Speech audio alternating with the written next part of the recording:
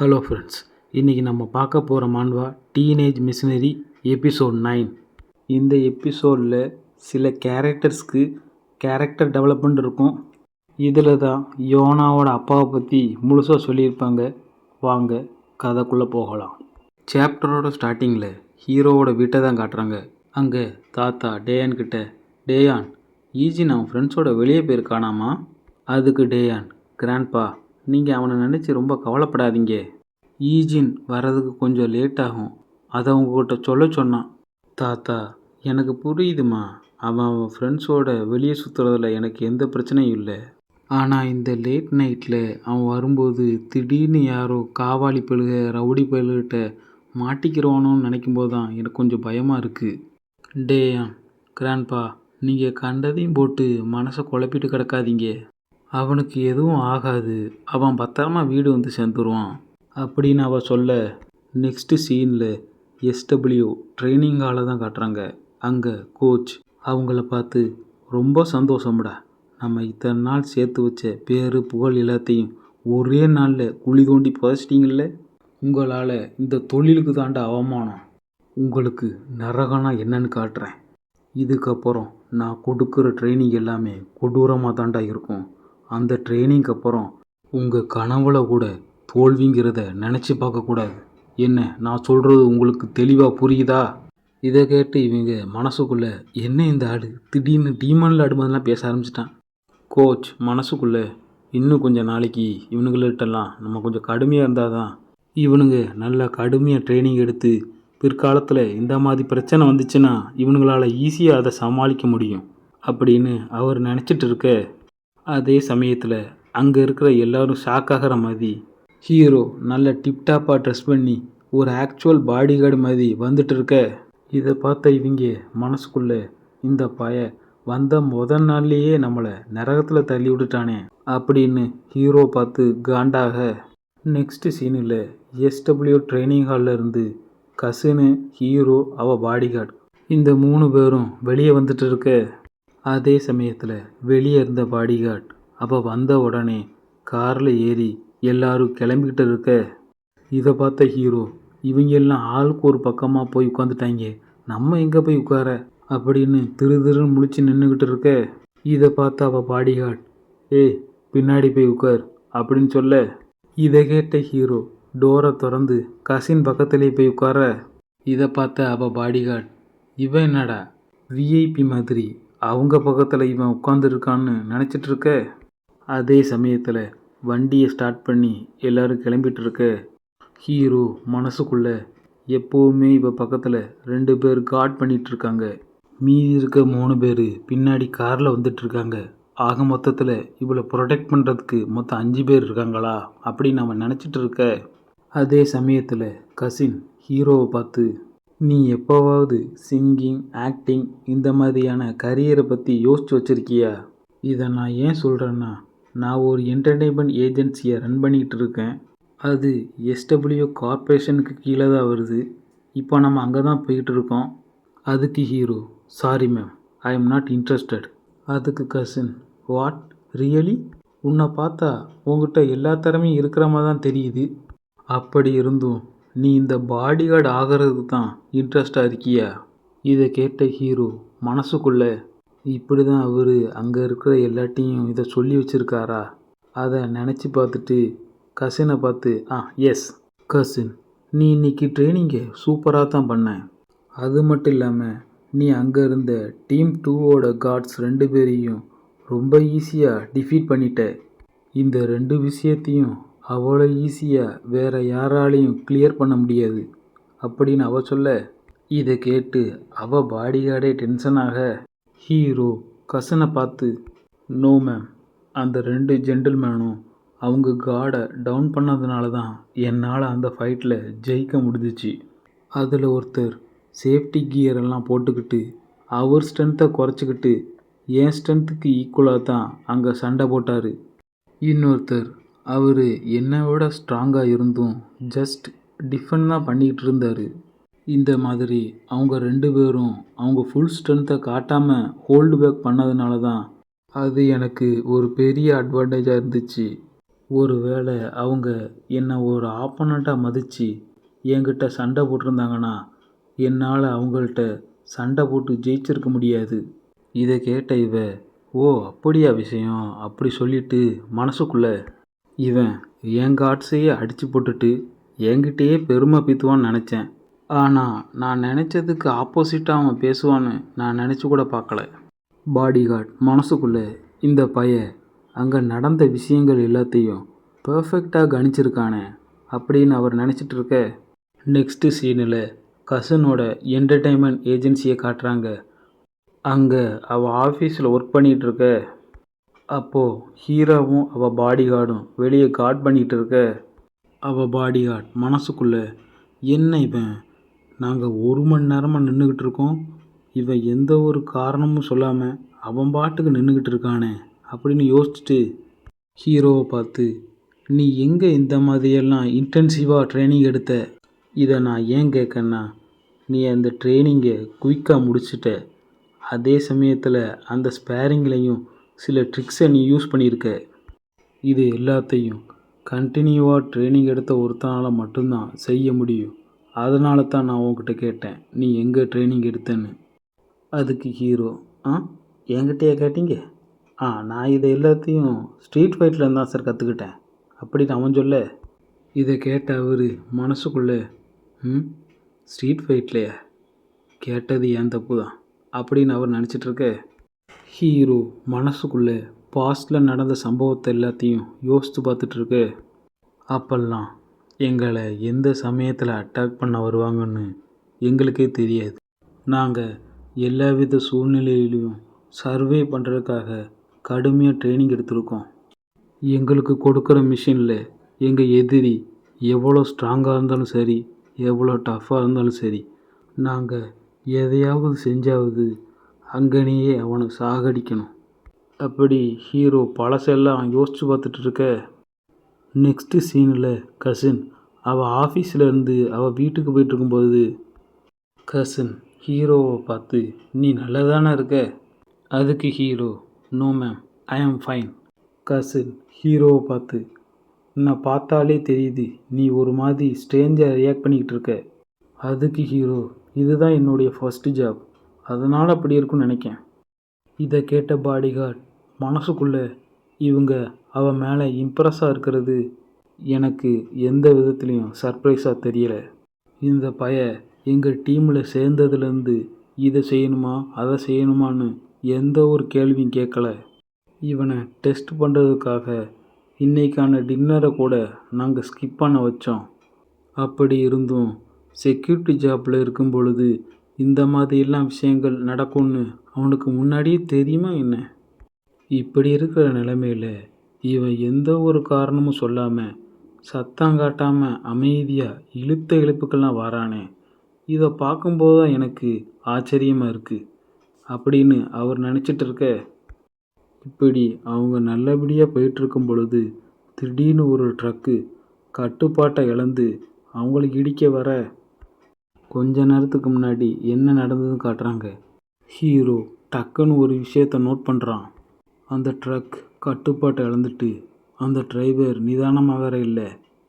கசினோட driver எல்லாரும் careful சொல்கிறதுக்குள்ளேயும் truck அவங்க வண்டியை இடிச்சிருது. இடித்த இம்பேக்டுக்கு வண்டி கொஞ்சம் தூரமாக போயிடுது. இதை பார்த்த அவங்க பாடிகார்ட் என்னாச்சோ ஏதாச்சோன்னு அவங்க காதுகிட்ட வர, அதே சமயத்தில் யோனாவோட bodyguard, ma'am are you right அப்படி சொல்லிட்டு பார்த்தா அவளுக்கு எதுவும் ஆகாத வரையில் ஹீரோ அவளை ப்ரொடெக்ட் பண்ணிகிட்டு இருக்க. இதை பார்த்து அவளே ஷாக் ஆயிடுறா.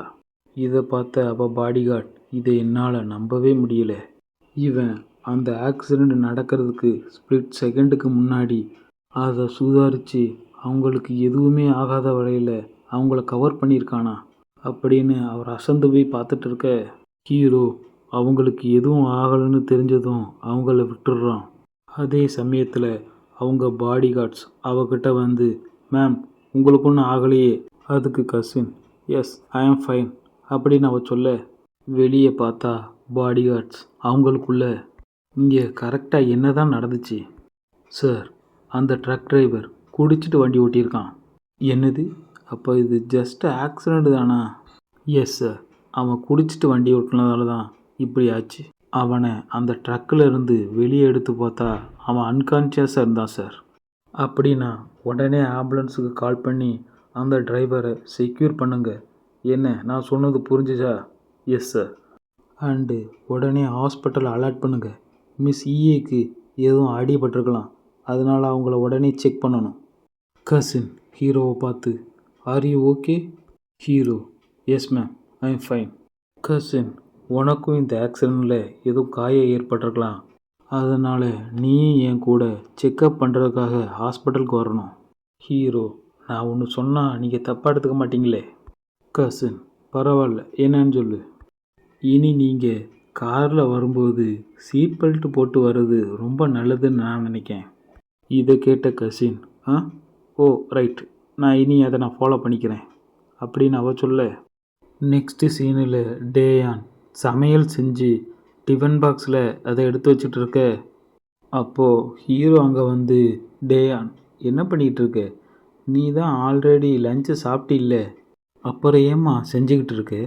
டேயான், நான் இன்னைக்கான லஞ்சை கிராண்ட்பாவுக்காக செஞ்சுக்கிட்டு இருக்கேன். ஹீரோ, பட் அவர் வேலைக்கு போயிட்டு வீடு திரும்பினா நைட்டு தான் வருவார், அப்போ எதுக்குமா செய்கிற? டேயான், உங்களுக்கு தெரியாதுல்ல, நீங்கள் வர்றதுக்கு முன்னாடி நான் எப்போவாவது சமையல் செஞ்சு கிராண்ட்பா வேலை பார்க்குற இடத்துக்கே போய் அவரை பார்த்து பேசி நான் செஞ்ச சமையலை சாப்பிட்டுட்டு பிறகு நான் ஜாலியாக வீட்டுக்கு வந்துடுவேன். ஹீரோ, என்ன, அவர் வேலை பார்க்குற இடத்துக்கா? அப்போ சரி, நானும் உன் கூட வரேன், நம்ம 2 பேரும் ஒன்றா போவோம் அப்படின்னு அவன் சந்தோஷமாக சொல்ல, நெக்ஸ்ட்டு சீனில் தாத்தா செக்யூரிட்டியாக வேலை பார்க்குற அப்பார்ட்மெண்ட்டை தான் காட்டுறாங்க. அங்கே அவர் பாட்டுக்கு போயிட்டுருக்கும்போது, இங்கே வாப்பா அப்படின்னு கூப்பிட அவர் அங்கே போய், என்னப்பா என்ன விஷயம் அப்படின்னு கேட்க, அவர் கூட வேலை பார்க்குறவர், ரீசண்டாக உனக்கு எதுவும் லாட்ரி அடிச்சிச்சா? தாத்தா, எதுக்குப்பா அப்படி கேட்க? அவர் கூட வேலை பார்க்குறவர், இல்லை, உங்கள் வெக்கேஷனை முடிச்சுட்டு வந்ததுலேருந்து நீங்கள் ரொம்ப சந்தோஷமாக இருந்தீங்க, அதனால தான் நான் உங்கள்கிட்ட கேட்டேன். அதுக்கு தாத்தா சிரிச்சுக்கிட்டு, அப்படிலாம் ஒன்றும் இல்லைப்பா, வழக்கம் போல் இருக்கிற மாதிரி தான் நானும் இருக்கேன். அதுக்கு அவர் கூட வேலை பார்க்குறவர், அப்புறம் அப்பார்ட்மெண்ட் 703 இருக்கிறவங்க கொஞ்சம் ஸ்நாக்ஸ் கொடுத்து நம்ம கூட ஷேர் பண்ணிக்கிட்டு இருக்காங்க, உங்கள் ஷிஃப்ட்டு வரும்போது அவங்கக்கிட்டேருந்து நீங்கள் வாங்கிக்கிங்க. அதுக்கு தாத்தா, அப்படியா, சரி, எனக்கு அங்கே சில பொருட்களை ரீசைக்கிள் பண்ணுற வேலை இருக்குது, நான் போய் அதை பார்க்குறேன். அதுக்கு அவர் கூட வேலை பார்க்குறவர், ஓகே, ஆனால் ரொம்ப நேரம் எடுத்துக்காதீங்க, சீக்கிரம் முடிச்சிருங்க, ஏன்னா இன்றைக்கி நைட்டு நான் கொஞ்சம் சீக்கிரமாக கிளம்பணும். அதுக்கு தாத்தா, சரிப்பா, சீக்கிரம் முடிச்சிடுறேன் அப்படி சொல்லிவிட்டு ரீசைக்கிள் பண்ணுற இடத்துல ஒவ்வொரு பொருளாக பார்த்து ரீசைக்கிள் பண்ணிகிட்டு இருக்க, தாத்தா மனசுக்குள்ளே, நான் ரொம்ப சந்தோஷமாக இருக்கேன்னு சொன்னான், இதெல்லாம் ஈஜின் திரும்ப வந்த பிறகு தான் நான் அப்படி மாறிட்டேன்னு நினைக்கேன். அப்படி யோசிச்சுட்டு இருக்க, அதே சமயத்தில் யாரோ ஒருத்தன், எக்ஸ்கியூஸ் மீ, உங்கள் காரை கொஞ்சம் ஓரமாக போய் நிப்பாட்டுங்க, இப்படி குறுக்க நிப்பாட்டினீங்கன்னா நாங்கள் வெளியே போகிறதுக்கு வேறு வழியே இல்லை அப்படி அவன் சொல்ல, அதுக்கு அந்த லூசு பைய, டே, உன் பொண்டாட்டிக்கு எதுவும் பிரசவம் பார்க்க போறியா? இல்லை, பொத்திக்கிட்டு இருறா, நானே கடுப்பில் இருக்கேன். இதை கேட்ட இவன் மனசுக்குள்ளே, ஐயோ, இது மூளை வளர்ச்சி இல்லாத பைத்தியம் போல இருக்கே, நல்ல வேலை இதுக்கிட்ட நம்ம ஓவராக வாய் கொடுத்துருந்தோம், நம்ம கதி அதோ கதியாக இருக்கும் அப்படி அவன் நினச்சிட்டு இருக்க, அங்கேருந்து வந்த லூசு பைய கையில் 2 எம்டி கப்பை எடுத்து அந்த டஸ்ட்பினில் தூக்கி போட அது மிஸ் ஆகி கீழே விழுந்துருது. இதை பார்த்த தாத்தா மனசில் எதுவும் நினைக்காம அவர் அந்த கப்பை எடுத்து ஒழுங்காக ரீசைக்கிள் பின்னில் போட, அதே சமயத்தில் அந்த லூசு பயலோட கேர்ள் ஃப்ரெண்டு, பேப், இங்கேயும் கொஞ்சம் குப்பை இருக்குது, அதையும் தூக்கி போட்டுரு. அதுக்கு அந்த லூசு பைய, டேமிட், ஏண்டி இதை நீ முதலே தர வேண்டியதானே? அதுக்கு அந்த லூசு கேர்ள் ஃப்ரெண்டு, சாரி பேப், நான் இப்போ தான் அதை பார்த்தேன். அந்த லூசு பைய அந்த குப்பையை எடுத்து மறுபடியும் அதே மாதிரி தூக்கி போட மறுபடியும் அதே மாதிரி மிஸ் ஆகிடுது. இதை பார்த்த தாத்தா மனசில் எதுவும் நினைக்காம அந்த குப்பையை எடுத்து ஒழுங்காக ரீசைக்கிள் பின்னில் ரீசைக்கிள் பண்ணிக்கிட்டு இருக்க, அதே சமயத்தில் கிராண்ட்பான்னு கூப்பிட அது யாருன்னு பார்த்தா டேயானும் ஹீரோவும் தான். இவங்க 2 பேரையும் பார்த்த தாத்தா, நீங்கள் இங்கே என்ன பண்ணிட்டு இருக்கீங்க அப்படின்னு கேட்க, அதுக்கு ஹீரோ, நாங்கள் 2 பேரும் உங்களுக்காக லஞ்சை கொண்டு வந்திருக்கோம். அதுக்கு தாத்தா, அட என்னப்பா, நான் தான் பக்கத்தில் ஏதாவது வாங்கி சாப்பிட்ருப்பேனே, அதுக்குன்னு நீங்கள் இவ்வளோ தூரம் மெனக்கெட்டு வரணுமா? டேயான், அது எனக்கு தெரியும், ஆனால் அது என் சமையல் மாதிரி வருமா? அதனால தான் நான் உங்களுக்கு பிடிச்ச மாதிரி செஞ்சு கொண்டு வந்திருக்கேன். தாத்தா, அது என்னவோ உண்மைதான், ஆனால் டேயான், நீங்கள் இப்போ என்ன பண்ணிட்டு இருக்கீங்க? பொருட்கள் எல்லாத்தையும் ரீசைக்கிள் பண்ணிட்டு இருக்கீங்களா? அதுக்கு தாத்தா, ஆமாம்மா, பொருட்கள் எல்லாம் கண்ணா பின்னான்னு குவிஞ்சிச்சின்னா அந்த நிலமையில அதை சரிவர பிரித்து போடுறது ரொம்ப சிரமமாக இருக்கும். அதனால் அதுக்கு முன்னாடியே நம்ம எல்லாத்தையும் சரிவர பிரித்து போட்டுட்டோன்னா நமக்கு தானே நல்லது. டேயான், அப்படின்னா சரி, நானும் உங்களுக்கு ஹெல்ப் பண்ணுறேன் அப்படின்னு சொல்லிட்டு காலரை மடிச்சு விட்டுட்டு இருக்க, தாத்தா டேயானை பார்த்து, இல்லை இல்லை, நீ எல்லாம் இதை செய்யக்கூடாதுமா, அதை செஞ்சால் உன் ட்ரெஸ் எல்லாம் ரொம்ப அழுக்காகிரும். அதுக்கு டேயான், பரவாயில்ல, அழுக்கானா அழுக்காகிட்டு போட்டும், அதை நான் பிறகு அலசி துவைச்சி காய போட்டுருவேன். இப்போ நாம் இதை குயிக்காக முடிச்சிட்டோன்னா நம்ம ஒன்றா உட்காந்து சாப்பிட்லாம். நான் உங்களுக்கு பிடிச்ச மாதிரி நிறைய செஞ்சு கொண்டு வந்திருக்கேன். தாத்தா சிரிச்சுக்கிட்டே, அப்படியாம்மா, சரிம்மா, நம்ம இதை குயிக்காக முடிச்சுட்டு ஒன்றா உட்காந்து சாப்பிட்லாம் அப்படின்னு அவர் சொல்ல, நடக்கிறது எல்லாத்தையும் பார்த்துக்கிட்டு ஹீரோ அமைதியாக நின்று சந்தோஷப்பட்டுக்கிட்டு இருக்க, நெக்ஸ்ட்டு சீனில் ஷாவை தான் காட்டுறாங்க. ஷா, அந்த ஹாஸ்பிட்டலில் எனக்கு சரியான தூக்கமே வரல, எனக்கு என் வீட்டில் தூங்கினா தான் தூக்கமே வரும். அதுக்கு ஷாவோட பாடிகார்டு, நீங்கள் நைட்டு பூரா நர்ஸுக்கிட்ட போய் கடலை போட்டுக்கிட்டு இருந்தா எப்படி தூக்கம் வரும்? ஷா, டே, வெட்டியாக வளவளன்னு பேசாமல் போய் சாப்பாடு வாங்கிட்டு வா. வேலைக்கு நம்ம ஆரோக்கியமாக சாப்பிட்டாதான் நம்ம ஆரோக்கியமாக வாழ முடியும்.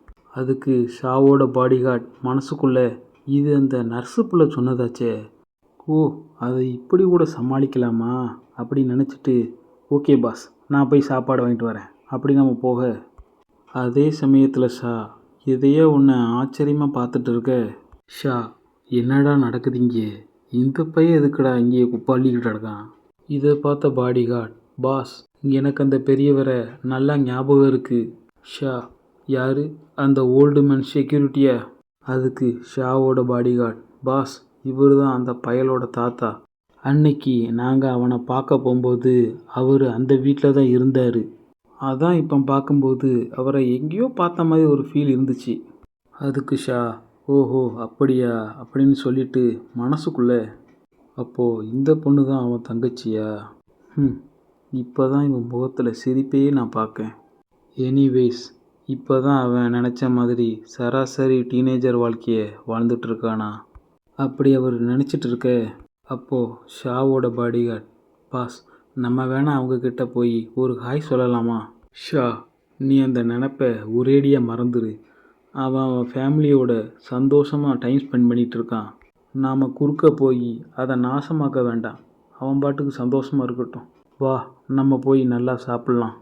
நெக்ஸ்ட்டு சீனில் டேயான், ஹீரோ, தாத்தா இந்த 3 பேரும் ஒரே இடத்துல ஒன்றா உட்காந்து சந்தோஷமாக சாப்பிட்டு முடிச்சுட்டு போகும்போது டேயான், see you later கிராண்ட்பா அப்படின்னு அவ சொல்ல, அதுக்கு தாத்தா, ஓகேம்மா, ஆனால் 2 பேரும் போகும்போது பார்த்து சேஃபாக வீட்டுக்கு போங்க அப்படி தாத்தா அவங்கள சந்தோஷமாக வழி அனுப்பி வைக்க, நெக்ஸ்ட்டு சீனில் தாத்தா கூட வேலை பார்க்குறவர், இன்றைக்கி நீங்கள் நல்லா தான் வேலை பார்த்தீங்க, சரி பார்த்து பத்திரமா வீட்டுக்கு போங்க. அதுக்கு தாத்தா, சரிப்பா, நான் உன்னை நாளைக்கு வந்து பார்க்கேன் அப்படி சொல்லிட்டு போகும்போது மனசுக்குள்ளே, போகிற வழியில் ஏதாவது கடை இருந்துச்சுன்னா பசங்களுக்கு கொஞ்சம் ஸ்நாக்ஸாவது வாங்கிட்டு போகணும் அப்படி அவர் நினச்சிட்டு போயிட்டுருக்கும்போது, அதே சமயத்தில் ஒரு லூசு பைய நோ பார்க்கிங்கில் வண்டியை நிறுத்த, இதை தாத்தா பார்த்துட்டு, இது நோ பார்க்கிங்கில், இங்கே நிறுத்தக்கூடாதே அப்படின்னு நினச்சிட்டு அவங்கக்கிட்ட போய், தாத்தா சார், நீங்கள் தப்பான இடத்துல காரை பார்க் பண்ணியிருக்கீங்க, ஏன்னா இது நோ பார்க்கிங் ஏரியா. அதுக்கு அந்த லூசு பைய, அதுக்கு இப்போ என்னையா? இதை நான் ஏன் சொல்கிறேன்னா, இது குழந்தைங்க என்ட்ரன்ஸு, இந்த இடத்துல காரை கொண்டு நிப்பாட்டினீங்கன்னா அவங்க வர்றதுக்கு ரொம்ப சிரமமாக இருக்கும், அதான் இந்த இடத்துல நோ பார்க்கிங் போட்டிருக்காங்க. அதனால் நான் உங்களுக்கு என்ன ரெக்கமெண்ட் பண்ணுறேன்னா, நீங்கள் பார்க்கிங் ஏரியாவில் பார்க் பண்ணுறது தான் நல்லது.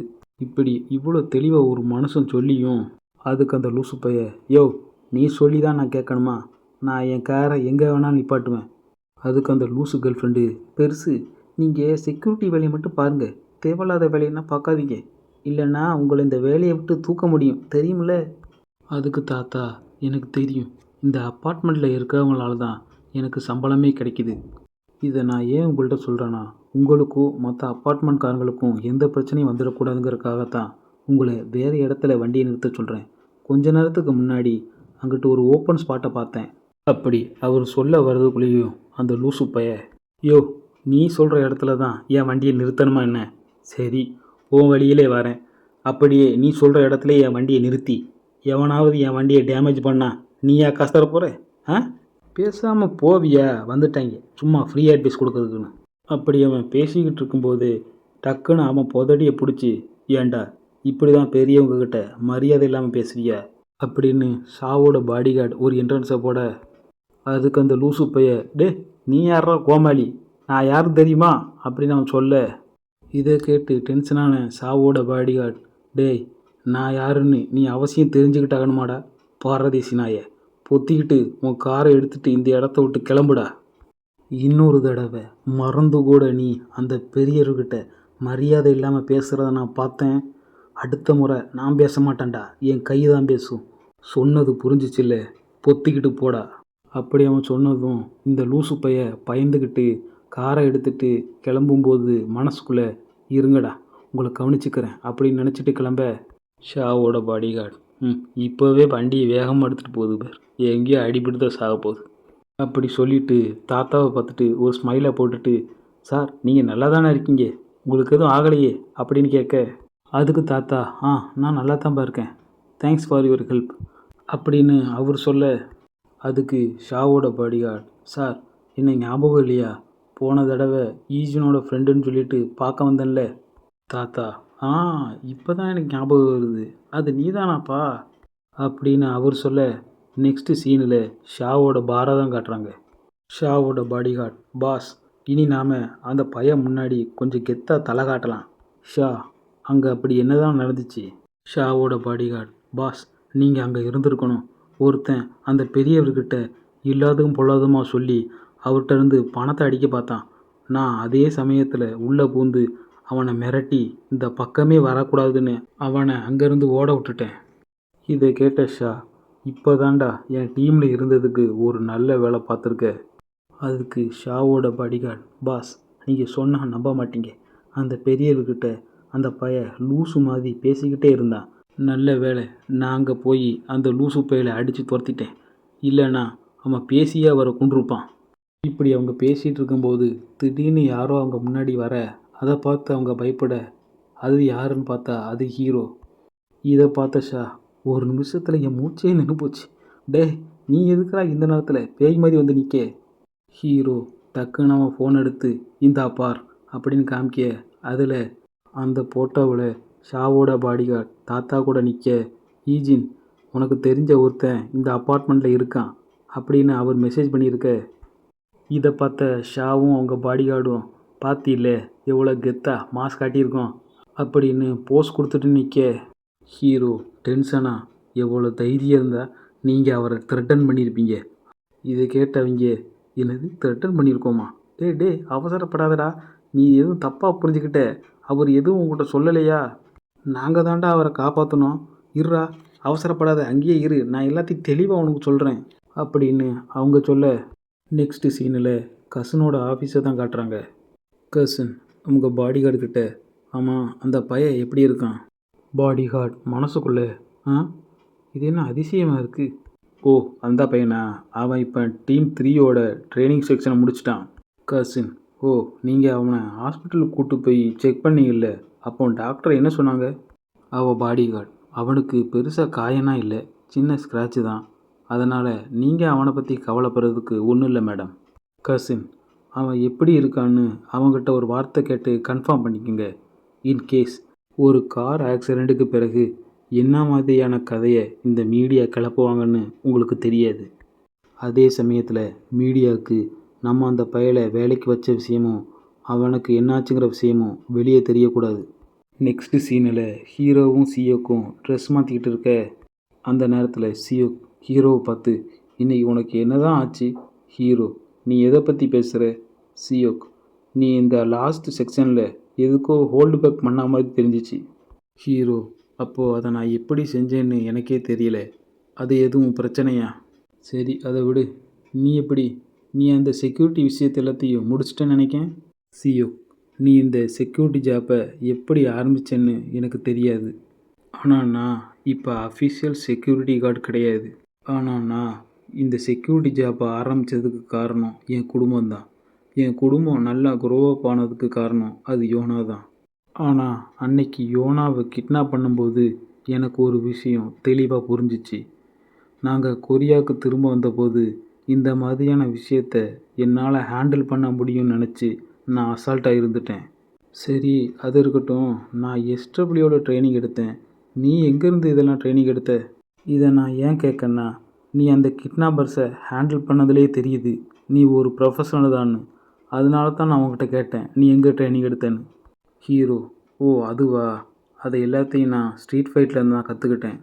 இதை கேட்ட சியோக் மனசுக்குள்ளே, சொல்ல முடியாதுன்னா சொல்ல முடியாது சொல்லுங்கடா, அதை விட்டுட்டு சப்ப காரணத்தை சொல்லி சமாளிக்காதீங்கடா அப்படின்னு அவன் நினச்சிக்கிட்டு இருக்க. நெக்ஸ்ட்டு சீனில் அப்படியே அவங்க பேசிட்டு வெளியே வரும்போது யோனா கதவு பக்கத்தில் ஒரு பல்லி மாதிரி ஒட்டிக்கிட்டு இருக்க. ஹீரோ வந்ததும், ஹேய், இன்றைக்கி உனக்கு ஃபீல்டு டியூட்டி இல்லை. ஹீரோ, அதுக்கு என்ன? யோனா, நான் என் கசின் மாதிரி நான் வேலை பார்க்க மாட்டேன். அதனால் உங்களுக்கு அதிக நேரம் எடுத்துக்காது.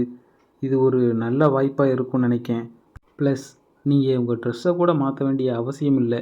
இதை கேட்ட ஹீரோ மனசுக்குள்ளே, ட்ரெஸ் எதுவும் மாற்ற வேண்டாமா? அப்போ அது ஆஃப் டியூட்டியா? அப்படி ஹீரோ நினச்சிட்டு இருக்க. இதை கேட்ட இவங்க 2 பேரும், என்னது இது சரியில்லையே, அப்படி இவங்க ஒரு பக்கம் வேறு மாதிரி யோசிச்சுட்டு இருக்க. நெக்ஸ்ட் சீனில் யோனா கூட ஒரு கடைக்கு சாப்பிட வந்திருக்க. அதே சமயத்தில் யோனா, அடாடா, கப் நூடுல்ஸு அண்டு ட்ரையாங்கிள் கிம்பாப்ஸ், இது எல்லாத்தையும் நான் அமெரிக்காவில் இருக்கும்போது ரொம்ப மிஸ் பண்ணேன், அப்படி தானே சியோக்? அதுக்கு சியோக், வேண்டா வெறுப்பா, ஓ யா அப்படின்னு சொல்ல.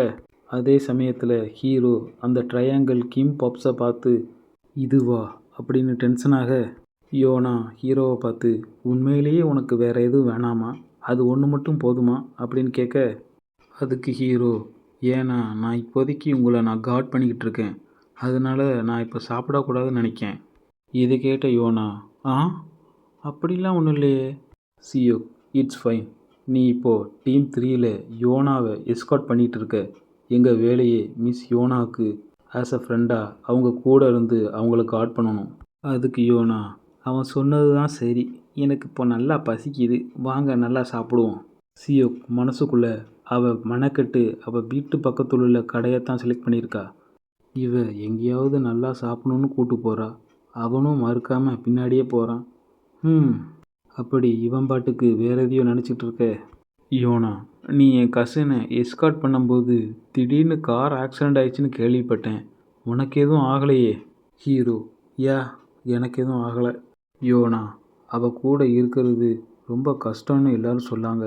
அவள் ரொம்ப டிமாண்டிங்காகவும் ஹாஷாகவும் நடந்து போகலாம். அதுக்கு ஹீரோ, சாரி, எனக்கு அப்படி தெரியல. இதை கேட்ட யோனா, என்ன சொல்கிற, நிஜமாவா? அவள் உன்னை எதுவும் சொல்லலையா? அவள் உன் முகத்துக்கு முன்னாடியே உன்னை அவமானப்படுத்தி கேவலமாக அப்படின்னு சிரிப்பா? அப்பேற்பட்ட ஆளுதா அவள். அப்படி யோனா பேசிக்கிட்டு இருக்கிறத ஹீரோ அமைதியிருந்து பார்த்துக்கிட்டு இருக்க. அப்படியே ஹீரோவோட பாஸ்ட்டை தான் காட்டுறாங்க. அப்போது யோனாவோட அப்பா உயிருக்கு போராடிட்டு இருக்க. ஹீரோ யாரா வராங்களா அப்படின்னு பார்த்துக்கிட்டு இருக்க. அப்போது யோனாவோட அப்பா, நீ என்னை விட்டு போயிரு, நம்மளில் ஒருத்தனாவது இங்கே உயிரோடு இருக்கணும். எனக்கு அந்த அளவுக்கு நேரம் இல்லை. இப்போ நீ என்னை காப்பாற்றணும்னு நினைக்க, ஆனால் நாளை வரைக்கும் நான் இருப்பேனான்னு எனக்கு தெரியாது. அதனால் என்னையை விட்டு போகிறத நினச்சி நீ கவலைப்படாத. And thank you for everything. நீ மட்டும் இப்போ தனியாக வந்திருக்கனா? மற்றவங்க ஹெல்ப் பண்ண ரெஃப்யூஸ் பண்ணிட்டாங்களா? இல்லைன்னா அவங்களுக்கு இன்னும் நேரம் தேவைப்படுதா? நான் சாகிறதுக்கு முன்னாடி கடைசியாக ஒரு தடவை என் முகத்தை பார்க்க முடியாமல் போயிடுமோன்னு நினைக்கும்போது தான் எனக்கு ரொம்ப வருத்தமாக இருக்குது. இந்த ப்ராஜெக்ட் மட்டும்தான் கடைசி. இதை நான் முடிச்சிருந்தா நான் என் வீட்டுக்கு போயிருப்பேன். ஹீரோ, உங்களுக்கு வீட்டுக்கு போகணுன்னு ஆசையாக இருந்துச்சுன்னா முதல்ல இந்த இடத்துலேருந்து எந்திங்க. இந்த மண்ணில் தினமும் மக்கள் சாகிறத விட எங்கேயாவது தப்பிச்சு ஒரு நல்ல வாழ்க்கை வாழணும்னு ஆசைப்படுறாங்க. உங்களுக்கு வாழணும்னு ஆசை இருக்குது. அதனால் இந்த இடத்துல உங்களுக்கு சாவு இல்லை. அதனால் வளவளன்னு பேசாமல் எந்திரிச்சு நில்லுங்க. நீங்கள் உங்கள் மகளை பார்க்கணுன்னா அதுக்கு முதல்ல நீங்கள் உயிரோடு இருக்கணும். இந்த இடத்துல பாஸ்ட்டு கட்டாகி ப்ரெசண்ட்டில் ஹீரோ யோனாவை பார்த்து, நான் உங்ககிட்ட கொஞ்சம் தனியாக பேசணும். அதுக்கு யோனா, ஜஸ்ட்டு நம்ம 2 பேர் மட்டும்தானா?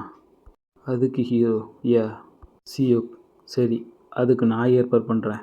சியோக் அங்கே இருந்த பாடிகார்டுக்கிட்ட, யோனா கொஞ்ச நேரம் தனியாக பேசணுமா, அதனால் கொஞ்சம் இப்படி வரீங்களா அப்படி நம்ம கூட்டு போக. யோனா, அப்படி என்னப்பா சடனாக என்கிட்ட அப்படி எதை பற்றி பேச போகிற? ஹீரோ, வேறு எதுவும் இல்லை, உங்கள் அப்பாவை பற்றி தான். யோனா, என்ன எங்கள் அப்பாவை பற்றியா? ஆனால் அவரை பற்றி உனக்கு எப்படி தெரியும்? ஹீரோ, இல்லை, அவர் எப்பேற்பட்டவர்னு தெரிஞ்சுக்கிறதுக்காக உன்கிட்ட கேட்டேன். யோனா மனசுக்குள்ளே, இவன் உண்மையிலேயே எங்கள் அப்பாவை பற்றி தெரிஞ்சுக்கணுன்னு ஆசைப்பட்றானா?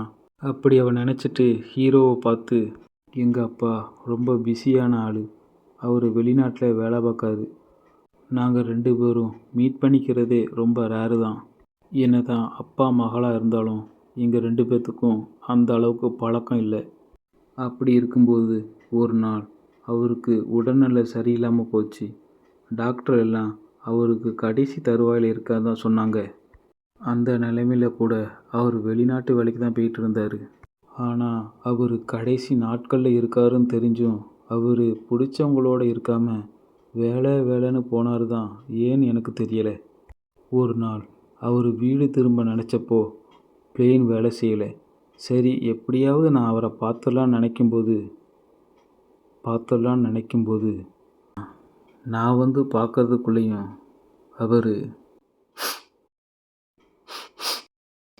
நான் அவரை சாகிறதுக்குள்ளேயும் எப்படியாவது பார்க்கணும்னு நினச்சேன், எதையாவது பேசணும்னு நினச்சேன். ஆனால் அது ரெண்டுமே கடைசி வரைக்கும் நடக்கலை. அவர் சாக போகிறேன்னு தெரிஞ்சும் வேலைன்னு தான் போய்கிட்டு இருந்தார். அந்த நேரத்தில் கொஞ்சமாவது தான் மகளோட டைம் ஸ்பெண்ட் பண்ணணும்னு நினைக்கல. ஈஜின், நீ இதை எதுக்காக கேட்டேன்னு எனக்கு தெரியல. நீ என் உயிரை காப்பாற்றியிருக்க. இல்லைன்னா இந்த விஷயம் எதையும் நான் உன்கிட்ட சொல்லியிருக்க மாட்டேன். பாஸ்ட்டில் யோனாவோட அப்பா ஹீரோட்ட, நாங்கள் இப்படியெல்லாம் செய்கிறது உங்கள் பார்வைக்கு இது ஒரு பாயிண்ட்லெஸ்ஸாக தெரியலாம். ஆஸ் அ பேரண்ட்ஸாக இந்த குழந்தைகளுக்கு என்னால் முடிஞ்ச ஹெல்ப்பை நான் பண்ணிக்கிட்டே இருப்பேன். ஏன்னா இந்த மாதிரி ஏதாவது செய்கிறது மூலமாக தான் என் மகளை இவங்க மூலமாக நான் பார்த்துக்கிட்டு இருக்கேன். ஆனால் நான் அவளுக்கு ஒரு நல்ல தகப்பனாக இருந்ததில்லை. இது எல்லாம் சீக்கிரம் முடிஞ்சிச்சுன்னா நான் என் மகளோட அதிக நேரம் டைம் ஸ்பெண்ட் பண்ணுவேன். உனக்கு ஒரு விஷயம் தெரியுமா? இந்த உலகத்திலேயே எல்லாத்தையும் விட ரொம்ப இம்பார்ட்டண்டான விஷயம் என்னன்னு தெரியுமா? அது குடும்பம்தான்ப்பா. இவர் இப்படி சொல்கிறதோட ஃப்ளாஷ்பேக் கட் ஆகி ப்ரெசண்ட்டில் ஹீரோ யோனாவை பார்த்து, உங்கள் அப்பா அவர் கடைசி வரைக்கும் வேலை செஞ்சதுக்கு காரணம் நீ மட்டும்தான் சொன்னார். இதை கேட்ட யோனா, நீ இப்போ எதை பற்றி பேசிக்கிட்டு இருக்க? ஹீரோ, யோனாசின், நான் என்னோட கிளையண்ட்டோட ஃபைனல் ரிக்வெஸ்ட்டை உங்கள்கிட்ட சொல்கிறதுக்காக வந்திருக்கேன். யோனா, இங்கே என்ன தான் நடக்குது? ஹீரோ, உங்கள் அப்பா சாவறதுக்கு முன்னாடி கடைசியாக உன்னை ஒரு முறை பார்க்கணுன்னு தான் என்கிட்ட சொன்னார். ஒருவேளை அப்படி நடக்காமல் போச்சுன்னா அதுக்காக மன்னிப்பு கேட்டதா சொல்ல சொன்னார். இந்த கடைசி வார்த்தைகள் உங்கள் அப்பா உனக்காக சொன்னது தான் யோனா. கட் பண்ணா பாஸ்ட்டில் யோனாவோட அப்பா, நம்ம இப்போ சரியான இடத்துல தான் இருக்கோம், அதனால் நீ அவகிட்ட போய் சொல்லு, இதை நான் உனக்கு அஃபிஷியல் ரிக்வெஸ்ட்டாக வைக்கேன். நீ என் மகளை கண்டுபிடிச்சி அவகிட்ட போய் நீயே சொல்லு, நான் உயிரோடு வந்தாலும் சரி, நான் அவளை பார்க்க முடிஞ்சாலும் சரி, நீ தான் அவகிட்ட சொல்லணும். மறந்துடாத, நீ தான் அவகிட்ட சொல்லணும்.